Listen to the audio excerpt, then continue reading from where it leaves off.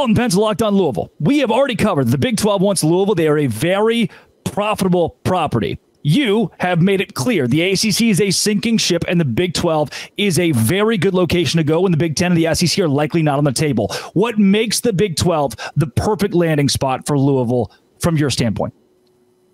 There's a couple different reasons that I think we talked about. And number one is the revenue. I feel like now who knows what the revenue models are going to look like. SEC and Big 10 will be up at the very top. I imagine Big 12 will earn more than the ACC. Pete Thamel just released 2 minutes ago while we're on air recording. The leaders of college sports are involved in deep discussions to reach a legal settlement that would likely lay out the framework for sharing revenue with athletes in future NCAA business model.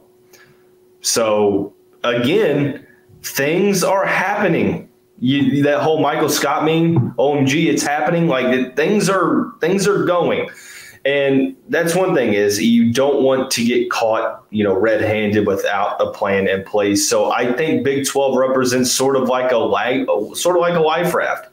It also offers, everybody chases nostalgia, man. Like I turned 26 last week, Drake, and I sometimes wish I was still 21. You get to 21, you're like, okay, let's stay there. Everyone chases that nostalgia.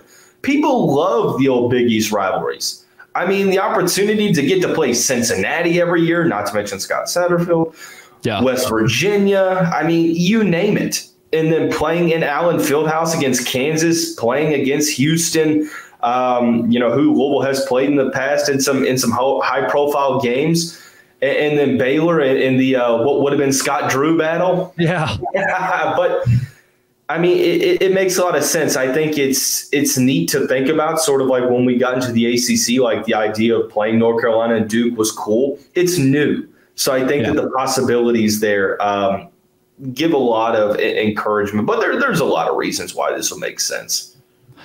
To me, and again, to lay it out, the Attorney General in Florida is suing the ACC, as well as Florida State and Clemson. There's intent for the two major powers there to leave, and Notre Dame doesn't seem as though it wants part of it in football. They want to stay independent. Then what are you anchoring to? Is a Miami, a UNC, a Louisville, and can they keep things together? I don't think the answer is yes, based off of the three properties that just got brought in, not being as profitable as you want to keep the conference alive. And I want to go back to what you mentioned about revenue numbers. The ACC will make less than the Big 12 with Florida State and Clemson gone. They make more right now because those two properties are there. But the second that ESPN is able to fund the out for those two, then we're good. And if they settle in court, we've then given you a number for every school to pay. They settle out at $100 million. Then it's like, all right, well, Louisville, do you want to pay your $100 million and buy your ticket to the Big 12? And how do those conversations go? I think we're inching toward that. So Dalton, from a fan's perspective then, if tomorrow it is announced Louisville is a Big 12 school, what is the instant immediate reaction? Let's effing go. I guess you would say, like, PG version of what I would truly say. It just makes a lot of sense, man. I've always liked the Big 12 personally. This is a biased point of view. It's year in, year out the best basketball conference over the past 5 years or so, after the ACC's reign ended. And Louisville's a big basketball school. So having sort of that Big East feel where every game was just an absolute battle, that's something that Louisville fans relish and they like. And the football is not shabby either. Like, there are some teams that can be really, really good. Now, granted, you lose Texas and Oklahoma, but the idea is that you replace them and other teams step up. Not to mention, from a competitive side of things, SEC is a war.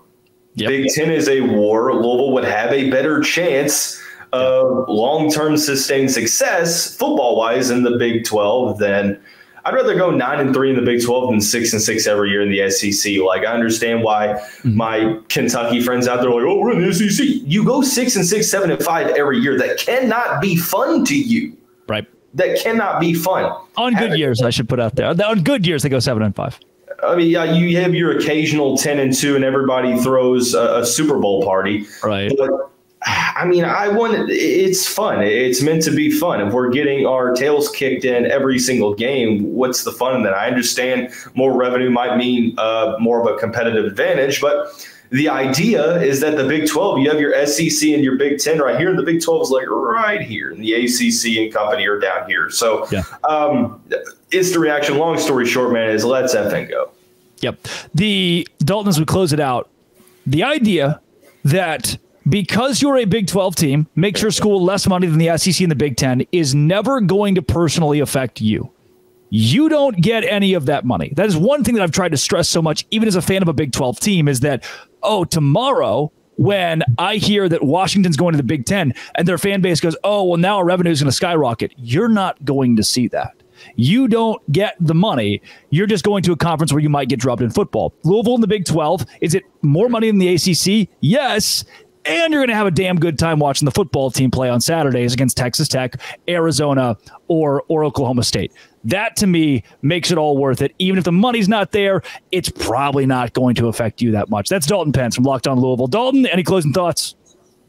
Last thing I would say is that it feels like, Louisville is in a weird geographical area. Like, it's not in the north.